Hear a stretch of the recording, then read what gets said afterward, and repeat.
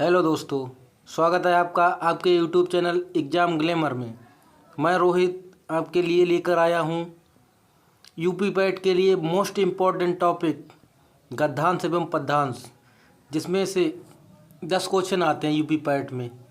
अभी तक मैंने 4 गद्यांश करा दिए हैं। चलिए चलते हैं नेक्स्ट 5वें गद्यांश पर। पहला गद्यांश, श्रद्धा एक सामाजिक भाव है। इससे अपनी श्रद्धा के बदले में हम श्रद्धेय से अपने लिए कोई बात नहीं चाहते। श्रद्धा धारण करते हुए अपने को उस समाज में समझते हैं जिसके किसी अंश पर चाहे हम व्यष्टि रूप में उनके अंतर्गत भी ना हों, जानबूझकर उसने कोई शुभ प्रभाव डाला। श्रद्धा स्वयं ऐसे कर्मों के प्रतिकार में होती है जिनका शुभ प्रभाव अकेले हम पर नहीं बल्कि सारे मनुष्य समाज पर पड़ सकता है। श्रद्धा एक ऐसी आनंदपूर्ण कृतज्ञता है जिसे हम केवल समाज के प्रतिनिधि रूप में प्रकट करते हैं। सदाचार पर श्रद्धा और अत्याचार पर क्रोध एवं घृणा प्रकट करने के लिए समाज ने प्रत्येक व्यक्ति को प्रतिनिधित्व प्रदान कर रखा है। ये काम उसने इतना भारी समझा है कि उसका भार सारे मनुष्य को बांट दिया है। 2-4 माननीय लोगों के ही सर पर नहीं छोड़ रखा है। जिस समाज में सदाचार पर श्रद्धा और अत्याचार पर क्रोध प्रकट करने के लिए जितने ही अधिक लोग तत्पर पाए जाएंगे, उतना ही वह समाज जागृत समझा जाएगा। श्रद्धा की सामाजिक विशेषता इसी बात से समझ लीजिए कि जिस पर हम श्रद्धा रखते हैं उस पर चाहते हैं कि और लोग भी श्रद्धा रखें।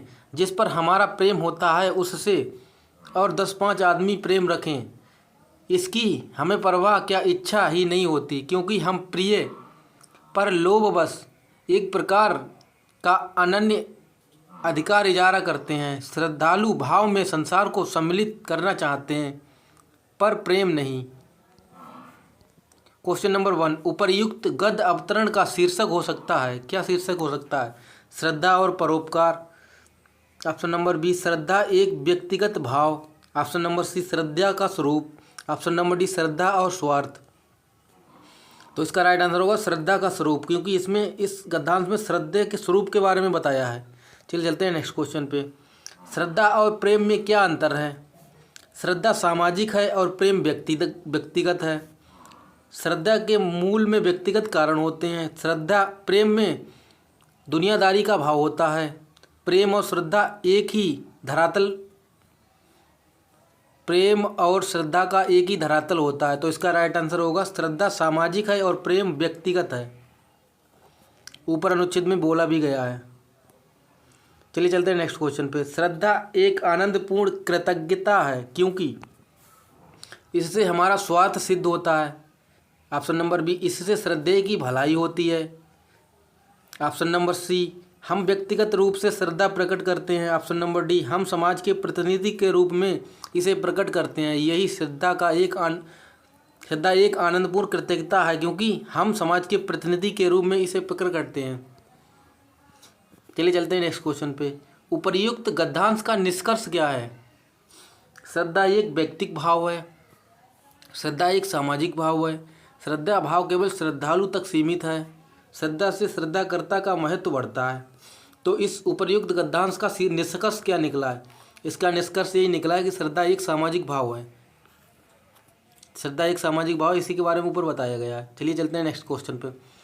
जागृत समाज का क्या लक्षण है? जो जागृत समाज होता है, जागरूक समाज होता है, उसका क्या लक्षण है?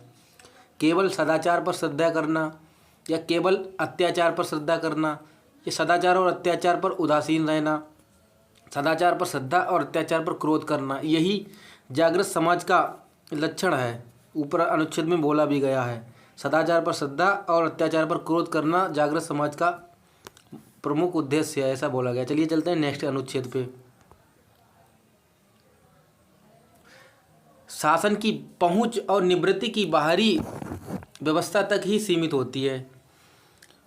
उनके मूल या मर्म तक उनकी गति नहीं होती। भीतरी या सच्ची निवृत्ति को जागृत रखने वाली शक्ति कविता है, जो धर्म क्षेत्र में शक्ति भावना को जगाती रहती है। भक्ति धर्म की रसात्मक अनुभूति है। अपने मंगल और लोक के मंगल का संगम उसी के भीतर दिखाई पड़ता है। इस संगम के लिए प्रकृति के क्षेत्र के बीच मनुष्य को अपने हृदय के प्रसार का अभ्यास करना चाहिए। जिस प्रकार ज्ञान नर सत्ता के प्रसार के लिए है, उसी प्रकार हृदय भी रागात्मिका वृत्ति के प्रसार के विश्व के साथ जीवन का प्रकृत सामंजस्य घटित नहीं हो सकता। जब मनुष्य के सुख और आनंद का मेल शेष प्रकृति के सुख सौंदर्य से हो जाएगा, जब उसकी रक्षा का भाव तृणगुल्म वृक्षलता पशु पक्षी कीट पतंग सबकी रक्षा के भाव के साथ समन्वित हो जाएगा, तब उसके अवतार का उद्देश्य पूर्ण हो जाएगा और वह जगत का सच्चा प्रतिनिधि हो जाएगा। काव्य योग की साधना इसी भूमि पर पहुंचने के लिए है। चलिए चलते हैं इस अनुच्छेद के फर्स्ट क्वेश्चन पर। भक्ति किसे कहते हैं?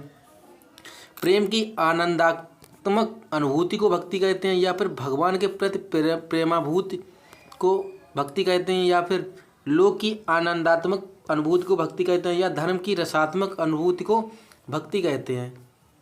ये ऑप्शन में ऊपर अनुच्छेद में बोला भी गया है। धर्म की रसात्मक अनुभूति को भक्ति कहते हैं। भक्ति धर्म की, ये बोला है, भक्ति धर्म की रसात्मक अनुभूति है। चलिए चलते हैं नेक्स्ट क्वेश्चन पे।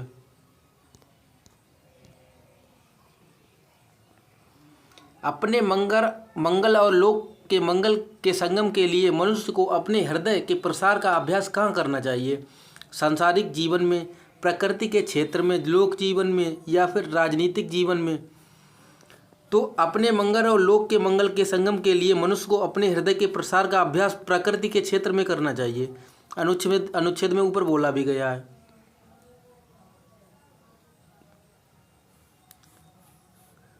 जब मनुष्य के सुख और आनंद का मेल शेष प्रकृति के सुख सौंदर्य के साथ हो जाएगा, विश्व के साथ जीवन का प्रकृति सामंजस्य घटित नहीं हो सकता है, यही बोला गया। चलिए चलते हैं नेक्स्ट क्वेश्चन पे। शासन की पहुंच कहाँ तक होती है? प्रवृत्ति निवृत्ति की बाहरी व्यवस्था तक। शासन की पहुंच हर क्षेत्र में होती है। प्रवृत्ति निवृत्ति के मर्म तक होती है, या प्रवृत्ति निवृत्ति की संपूर्ण व्यवस्था तक होती है? तो शासन की पहुंच कहाँ तक होती है? प्रवृत्ति निवृत्ति की बाहरी व्यवस्था तक शासन की पहुंच होती है। अनुच्छेद में बोला भी गया है ऊपर।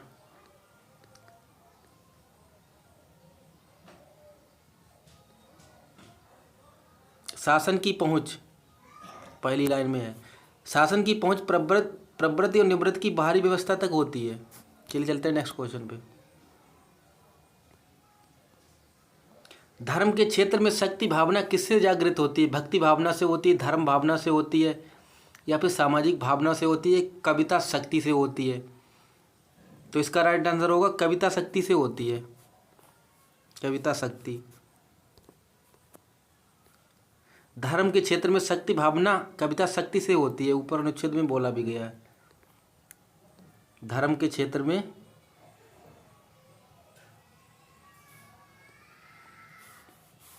भीतरी या सच्ची निवृत्ति को जागृत रखने वाली शक्ति कविता शक्ति क्या है? कविता है।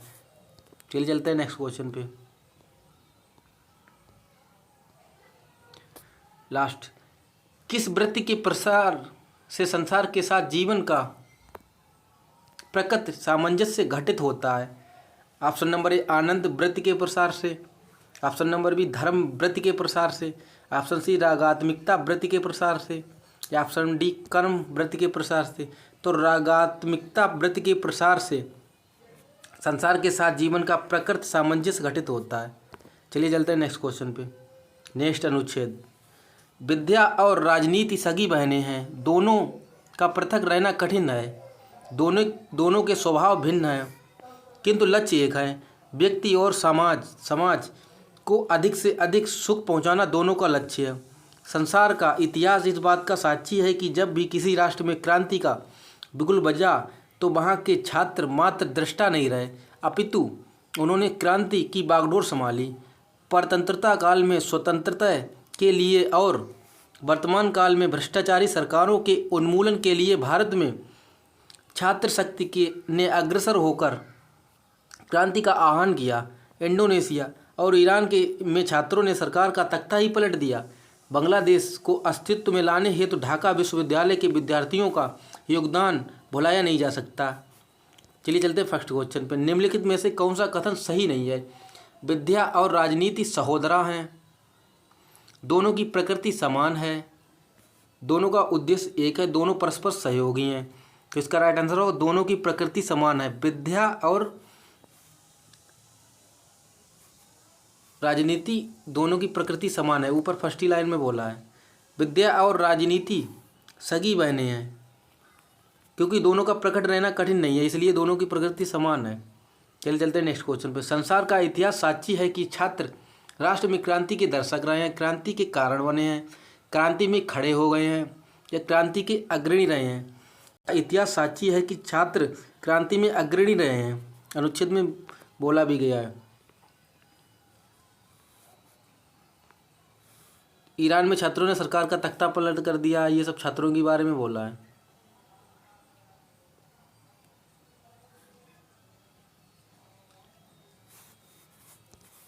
जब किसी राष्ट्र में क्रांति का बिगुल बजा तो वहाँ के छात्र मात्र दृष्टा नहीं रहे, अपितु उन्होंने क्रांति में की बागडोर संभाली, मतलब अग्रणी रहे हैं क्रांति के लिए। चलिए चलते हैं नेक्स्ट क्वेश्चन पे। छात्रों ने संघर्ष किया परतंत्रता के लिए, स्वतंत्रता के लिए, भ्रष्टाचार मिटाने के लिए, सरकारें गिराने के लिए। तो छात्रों ने किसके लिए संघर्ष किया? भ्रष्टाचार मिटाने के लिए छात्रों ने संघर्ष किया। बहुत सी क्रांतियाँ भी की। चलिए चलते हैं नेक्स्ट क्वेश्चन पर। कई देशों में क्रांति का श्रेय किसे दिया जाता है? विद्यार्थियों को दिया जाता है, सामान्य जनता को दिया जाता है, उद्योगपतियों को दिया जाता है, राजनीतियों को दिया जाता है। तो इसका राइट आंसर होगा विद्यार्थियों को दिया जाता है। कई देशों में क्रांति का श्रेय विद्यार्थियों को दिया जाता है, क्योंकि ऊपर बोला है ईरान में भी विद्यार्थियों ने क्रांति की थी, बांग्लादेश में भी, तो विद्यार्थियों को क्रांति का श्रेय दिया जाता है। चलिए चलते हैं नेक्स्ट क्वेश्चन पे। छात्रों ने आह्वान किया शांति का, शक्ति का, अहिंसा का या क्रांति का? तो छात्रों ने किसका आह्वान किया? क्रांति का आह्वान किया। राइट आंसर डी होगा। चलिए चलते हैं नेक्स्ट अनुच्छेद पे। संसार की दो अचूक शक्तियां हैं, वाणी और कर्म। कुछ लोग संसार से वचन से संसार को राह दिखाते हैं और कुछ लोग कर्म से। शब्द और आचार दोनों ही शक्तियां हैं। शब्द की महिमा अपार है। विश्व में साहित्य, कला, विज्ञान, शास्त्र शब्द शक्ति के प्रतीक प्रमाण हैं, पर कोरे शब्द व्यर्थ होते हैं जिनका आचरण ना हो। कर्म के बिना, वचन व्यवहार के बिना सिद्धांत की कोई सार्थकता नहीं है। निसंदेह शब्द शक्ति महान है, पर चिरस्थायी और सनातनी शक्ति तो व्यवहार ही है। महात्मा गांधी ने इन दोनों की कठिन और अद्भुत साधना की है। महात्मा गांधी का संपूर्ण जीवन इन्हीं दोनों से युक्त था। वे वाणी और व्यवहार में एक थे, जो कहते थे वही करते थे। यही उनकी महानता का रहस्य है। कस्तूरबा ने शब्द की अपेक्षा कृति की उपासना की, क्योंकि कृति का उत्तम व चिरस्थायी प्रभाव होता है। बा ने कोरी शाब्दिक शास्त्रीय सैद्धांतिक शब्दावली नहीं सीखी। वे तो कर्म की उपासिका थीं, व उनका विश्वास शब्दों की अपेक्षा कर्मों में था। वे जो कहा करती थी उसे पूरा करती थी। वे रचनात्मक कर्मों को प्रधानता देती थी। इसी के बल पर उन्होंने अपने जीवन में सार्थकता और सफलता प्राप्त की। Question number 1।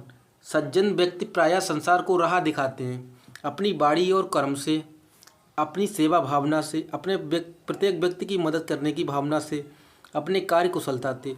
तो सज्जन व्यक्ति प्रायः संसार को अपनी वाणी और कर्म से राह दिखाते हैं, अनुच्छेद में ऊपर बोला भी गया है।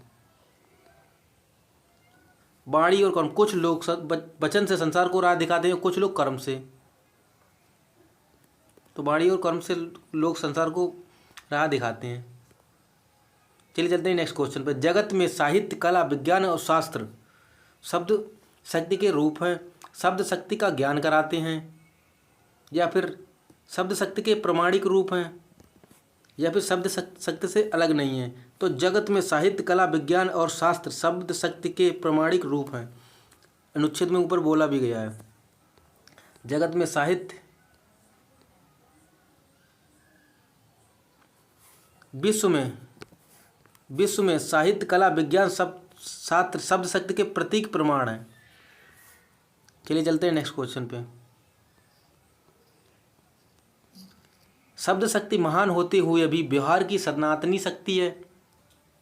व्यवहार की शक्तिशाली है, व्यवहार भी एक शक्ति के रूप में है, या शब्द शक्ति एवं व्यवहार दोनों महान है। तो इसका राइट आंसर होगा व्यवहार। व्यवहार की सनातनी शक्ति है, शब्द शक्ति महान होते हुए भी व्यवहार की सनातनी शक्ति है। चलिए चलते हैं नेक्स्ट क्वेश्चन पे। गांधी की महानता यह थी कि वे सदैव सत्य का सहारा लेते थे, सदैव हिंसा से अपने आप को दूर रखते थे, सदैव गरीबों की मदद करते थे, या जो कहते थे वही करते थे। तो अनुच्छेद में ऊपर बोला गया कि गांधी जी जो कहते थे वही करते थे, यही उनकी महानता थी। अनुच्छेद में ऊपर बोला गया।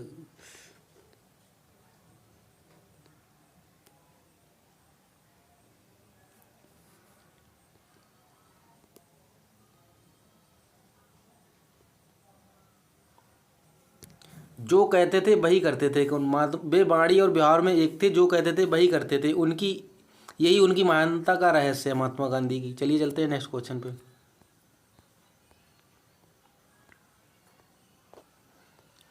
इस अनुच्छेद का लास्ट क्वेश्चन, उपर्युक्त अनुच्छेद का सर्वाधिक उपयुक्त शीर्षक क्या है? वाणी एवं कर्म, कस्तूरबा एवं गांधी, या फिर निष्ठामूर्ति कस्तूरबा या महात्मा गांधी।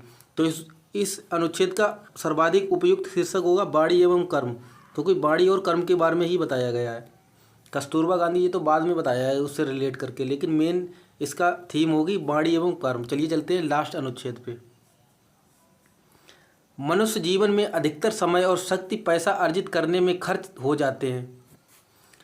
आखिर मनुष्य द्रव्यार्जन के लिए इतनी दौड़ धूप क्यों करता है? इस प्रश्न का सीधा उत्तर है कि जीवन के लगभग सभी भौतिक सुख संपत्ति की सहायता से ही प्राप्त होते हैं। इनमें कोई संदेह नहीं है कि मनुष्य की भौतिक आवश्यकताओं को पूरा किया जाना आवश्यक है। भौतिक आवश्यकताओं की पूर्ति और जीवन के सर्वांगीण विकास में बहुत घनिष्ठ संबंध है। न केवल मनुष्य के सर्वतोमुखी विकास के लिए, अपितु उसके जीवन धारण के लिए न्यूनतम अर्थ की आवश्यकता होती है। इस न्यूनतम अर्थ का भी अभाव हो तो मनुष्य को रोटी और कपड़े की चिंता सताती है। इसका अधिकतर समय और शक्ति इनकी व्यवस्था करने में समाप्त हो जाएंगे। जीवन का सुख और संतोष उसके लिए दुर्लभ हो जाएंगे। इसका चलते हैं इसके फर्स्ट क्वेश्चन पे। व्यक्ति अपना अधिकतर समय व्यतीत करता है, कैसे करता है? सर्वोतामुखी के विकास में, द्रव्यार्जन में, भौतिक सुख प्राप्ति में, या फिर पैसा खर्च करने में। तो व्यक्ति अपना अधिकतर समय कैसा बिताता है? द्रव्यार्जन में बिताता है। अनुच्छेद में ऊपर बोला भी गया है।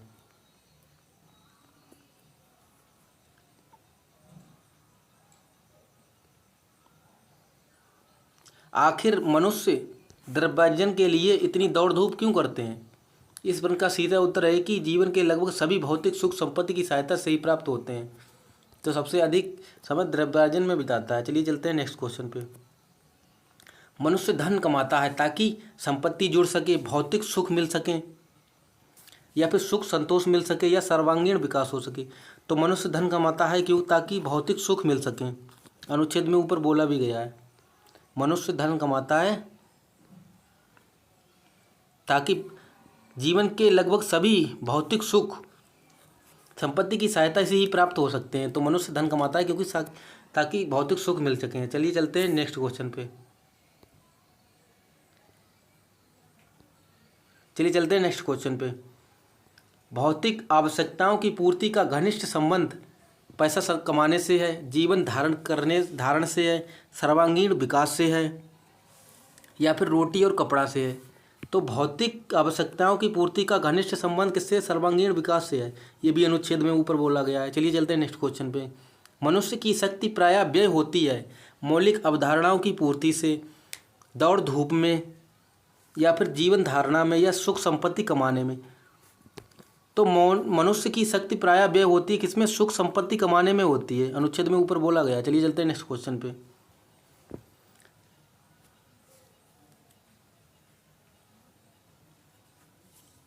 इस गद्यांश का उपर्युक्त शीर्षक क्या है? जीवन का